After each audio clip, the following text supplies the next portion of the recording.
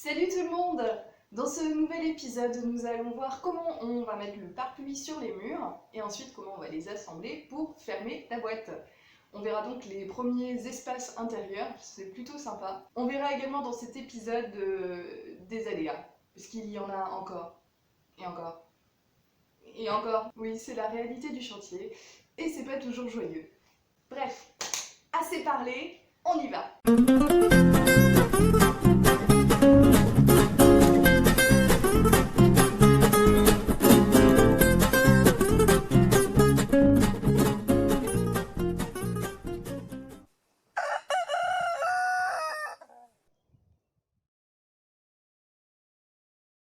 Pendant que le parquet est en cours, on va s'occuper du premier mur, la façade sud, avec nos 3 fenêtres.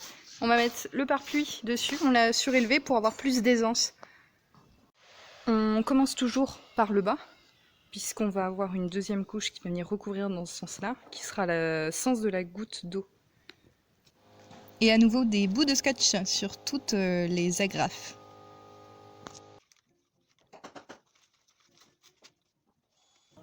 On va fixer des lithos, donc c'est ce genre de truc en OSB 3, puisqu'ils sont quand même soumis aux intempéries extérieures, côté bardage. On va venir les fixer, voilà, côté pare-pluie, sur les montants. Donc là on les voit pas, bien sûr, ils sont de l'autre côté. Voilà, et ça va nous permettre ensuite de fixer notre bardage sur ces lithos, de les clouer. Je vais réutiliser la technique qu'on avait utilisée déjà pour le débit. Donc j'ai mis une petite cale. Là, ce sont mes lithos. Voilà, je les ai mis à l'endroit où je voulais faire ma découpe, que j'avais préalablement mesurée. Et puis voilà, on va tout couper en même temps avec la radiale.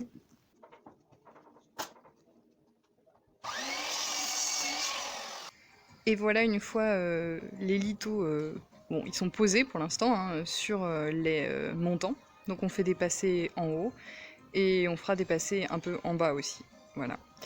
Si on en revient au plan, donc voilà, là mon litho, donc je laisse dépasser en haut et en bas pour que mon bardage puisse recouvrir mon châssis en bas et puisse recouvrir aussi ma charpente. Rappelle-moi pourquoi on en met sur les fenêtres ? La réponse du professionnel à ma question est la suivante. Parce que ça permet de bloquer le pare-pluie et que ça bouche le jour créé entre le bardage et le pare-pluie. Ouais, ben non en fait, faut surtout pas faire ça. Pourtant, j'ai fait un stage avant pour apprendre à faire une tiny house et à aucun moment on a fait ça. Je pense d'ailleurs que c'est la raison pour laquelle j'ai posé la question.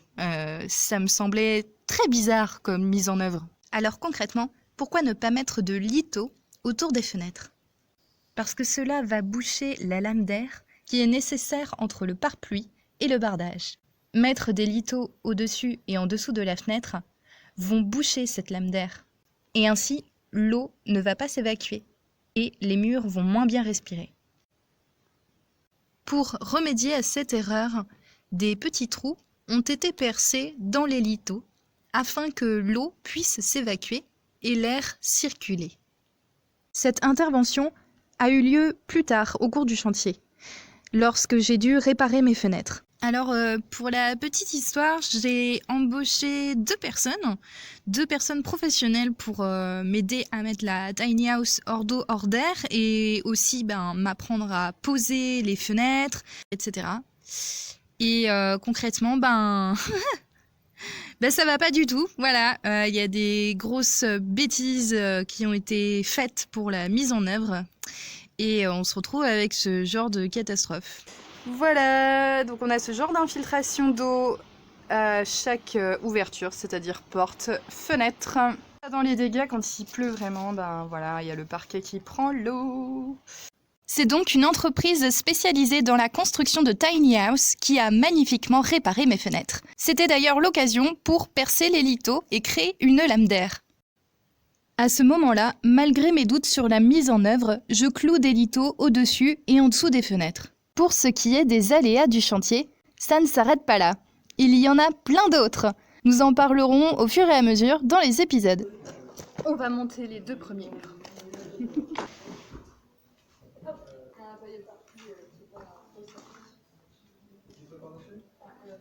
Pré-perçage.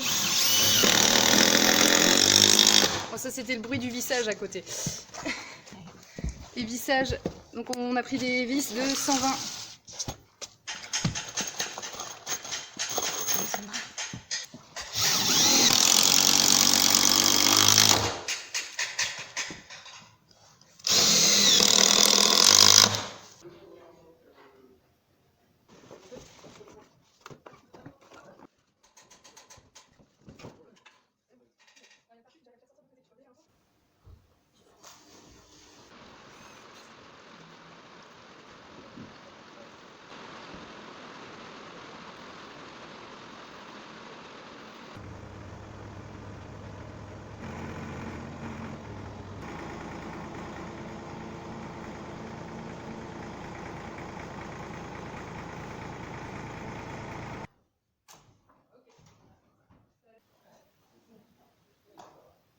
Plus concrètement, concernant le vissage, on commence par fixer chaque mur par le bas en vissant dans la lisse basse des vis de 120 mm qui vont se prendre dans le solivage en dessous. Le petit jour que l'on voit ici correspond à l'épaisseur du parquet. Dans un deuxième temps, lorsque les deux premiers murs se rencontrent, on les fixe entre eux, là où les montants se rejoignent. Avant, il faut bien vérifier que leur rencontre soit à fleur l'un par rapport à l'autre côté extérieur. Ensuite, on vient fixer la charpente à la lisse haute des murs, une fois que l'on s'est assuré qu'elle soit également bien posée sans dépasser des murs à l'extérieur.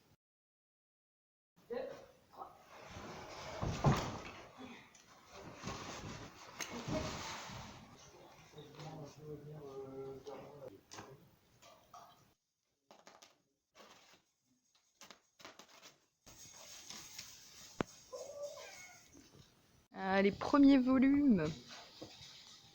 Aïe.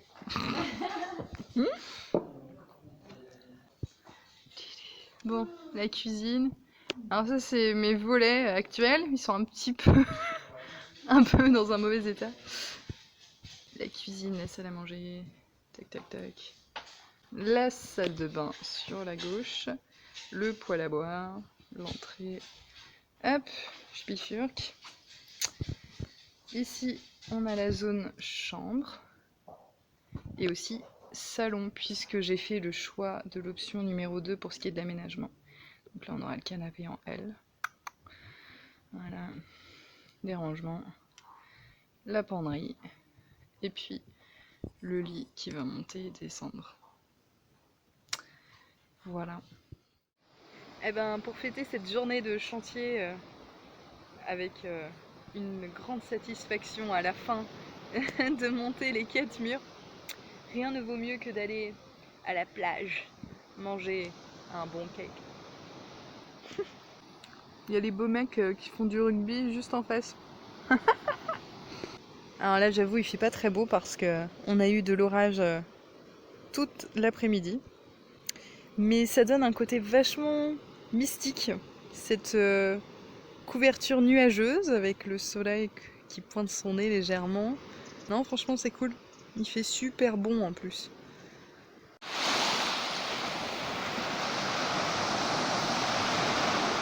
De retour au chantier, comment fixer les pare-pluis des murs entre eux?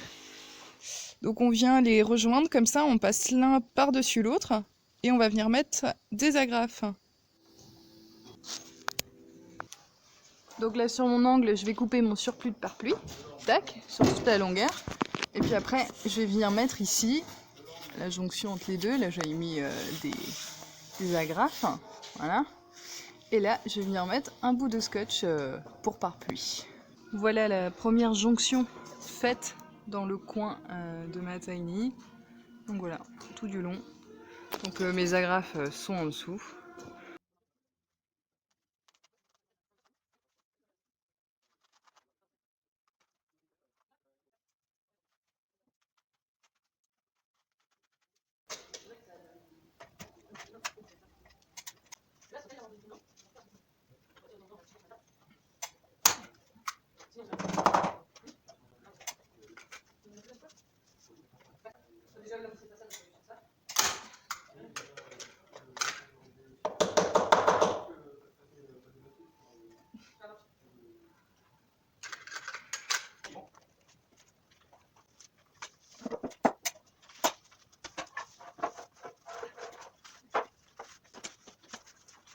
À partir de ce moment, je commence une nouvelle mise en œuvre qui n'est pas à reproduire.